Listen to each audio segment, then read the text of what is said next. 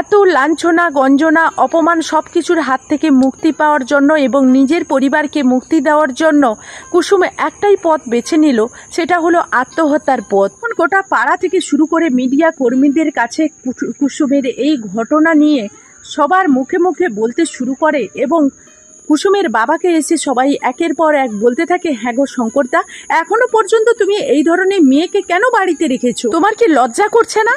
আমার এরকম মেয়ে যদি আমাদের বাড়িতে থাকতো তাহলে হয়তো গলা টিপে মেরে ফেলতাম, না হলে বিষ খাইয়ে মেরে ফেলতাম। এরকম মেয়ের তো কোনো রকম কোনো পরিচয় আমরাই দিতাম না, কিন্তু তা সত্ত্বেও তুমি যে কি করে তোমার এই মেয়েকে আঁকলে রেখেছো সেটাই তো বুঝে পাচ্ছি না। শঙ্কর বলতে থাকে, দেখো আমার মেয়েকে আমি তো বাড়িতে রেখেছি, তোমাদের বাড়িতে তো দিয়ে আসিনি, তাই তোমরা এসব নিয়ে একদমই মাথা ঘামাবে না।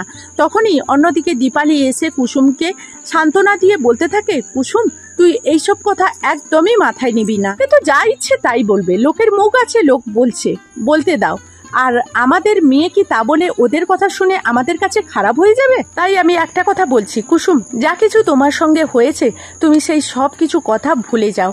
আর আমি একটা কথা তোমার এখন দেখছি যে, আর আমাকে আয়ুষ বাবাও বলেছে যে তুমি নাকি কারো চোখের উপর চোখ রেখে কথা বলছো না। কেন তুমি এরকম মাথা নিচু করে রেখেছো? তোমার এখন জীবন লড়াই করার সময় হয়েছে, এখানে তোমার জীবনটা শেষ হয়ে যায়নি কুসুম। এখন তোমাকে মাথা উঁচু করে লড়াই করতে হবে, সব অন্যায়ের প্রতিবাদ করতে হবে। আমি তোমাকে বলছি, সকলের এই ভুল ধারণা একদিন ভেঙে যাবে। সকলেই তোমাকে যে ভুল বুঝেছে সেই সব ভুলের জবাব তুমি একদিন দেবে।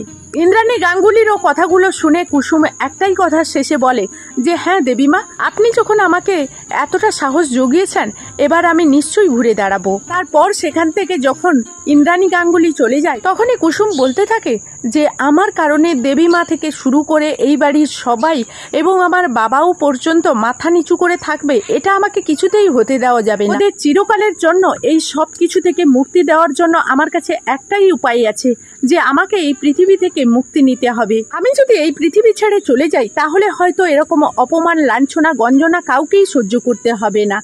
আমি যদি এই পৃথিবীতে চলে গিয়ে সবার যদি শান্তি ফিরে আসে তাহলে এবার থেকে সেটাই হোক। তখনই কুসুম দরজা বন্ধ করে দেয় এবং নিজে থেকেই যখন হাতের রক কেটে ফেলে এবং অনবরত যখন কুসুমের হাত থেকে রক্ত পড়তে থাকে, তখনই কুসুম বলতে থাকে, দেবীমা আমাকে ক্ষমা করে দেবেন, আমি চিরকালের জন্য আপনাকে এই অপমান অসম্মান থেকে মুক্তি দেওয়ার জন্য এই পদ্ধতিটা অবলম্বন করলাম, আপনি পারলে আমাকে ক্ষমা করে দেবেন, আমাকে ক্ষমা করে দেবেন ঈশানবাবু, আয়ুষবাবু, বাবা সবাই মিলে, এবং ছোটকে মানুষের মতো মানুষ করো।